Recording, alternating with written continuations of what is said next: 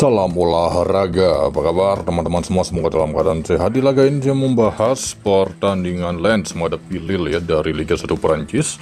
Lens dengan prediksi formasi 3-4-2-1, sedangkan Lille dengan formasi 4-2-3-1 ya. Mudah-mudahan di laga malam hari ini Kevin Verdong ya melakukan debutnya. Oke, kalian bisa melihat di laga ini berlangsung di kandang Lens ya. Jadi untuk laga ini dalam kemungkinan Lille akan mampu meraih kemenangan ataupun imbang ya. Kemudian di laga yang kedua saya membahas pertandingan Valencia menghadapi Athletic Bilbao. Terlihat di laga ini Valencia dengan formasi 4-4-2, Bilbao dengan formasi 4-2-3-1. Tidak ada pemain Valencia mengalami cedera, sedangkan Bilbao di laga ini ada 5 pemain mereka. Klasemen sementara dari 4 laga tuan rumah Valencia berada peringkat 15, 4 poin 4 laga, sedangkan tim tamu Bilbao 4 laga 9 poin. Jadi untuk laga ini Valencia lebih diunggulkan untuk bisa memenangkan laga ataupun menahan tim tamu Bilbao. Kemudian saya pergi ke Serie A Italia. Di laga ini mempertemukan tuan rumah Udinese menghadapi AC Milan. Terlihat di laga ini Udinese dengan formasi 3-5-2, sedangkan AC Milan dengan formasi 3-5-2 ya, formasi yang sama. Ada 2 pemain akan absen untuk tuan rumah Udinese. AC Milan ada 3 pemain. Laga bisa imbang 1-1 ataupun bisa 2-0 kemenangan 9 ya. Nampaknya laga ini masih kurang ataupun tidak akan terjadi 3 gol. Kemudian saya kembali membahas pertandingan Alaves menghadapi Sevilla. Terlihat di laga ini Alaves dengan formasi 4-1-4-1, Sevilla dengan formasi 4-2-3-1 ya. Terlihat di laga ini ada 2 pemain yang akan absen untuk kubu tim tamu Sevilla, sedangkan Alaves tidak ada pemain mereka yang mengalami cedera. Dari 4 laga Alaves mampu meraih 7 poin, sedangkan 4 laga Sevilla 4 poin ya. Untuk laga ini Sevilla bisa meraih kemenangan di kandang Alaves, walaupun dari head to head untuk laga ini cukup sulit untuk Sevilla ya. Kemungkinan Sevilla bisa meraih kemenangan ataupun imbang 90 menit.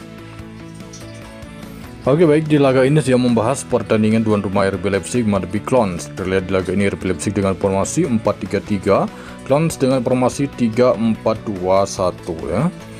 Terlihat di laga ini tuan rumah RB Leipzig ada 6 pemain mereka yang masih mengalami cedera, sedangkan Clones di laga ini ada 2 pemain. Di awal musim ini dari 3 laga pertama Leipzig 6 poin, 3 pertama Clones 7 poin. Kedua tim hanya selisih 1 poin saja. Laga bisa kembali berakhir di skor imbang ataupun selisih 1 gol saja kemenangan tuan rumah RB Leipzig. Kemudian saya membahas pertandingan tuan rumah Manchester United menghadapi Chelsea, King Manchester ya, menghadapi The Blues Chelsea. Lalu di laga ini Manchester dengan formasi 3-4-2-1, sedangkan Chelsea dengan formasi 4-2-3-1. Ada 1 pemain akan absen untuk tuan rumah Manchester, itu ada Martinez ya. Sedangkan untuk Chelsea ini ada 4 pemain. Dari 4 laga pertama Manchester 4 poin, sedangkan Chelsea 4 laga pertama 8 poin. Dari head to head pertemuan terakhir untuk kedua tim, di mana pada waktu itu kemenangan tuan rumah Chelsea 1-0. Sedangkan 1-1 di laga sebelumnya saat Manchester menjadi tuan rumah ya. Untuk laga ini nampaknya Manchester tidak akan mampu menumbangkan Chelsea ya. Laga bisa imbang ataupun Chelsea bisa mencuri 3 poin di kandang Manchester. Berikutnya saya pergi ke Serie A Italia mempertemukan tuan rumah Verona menghadapi Juventus.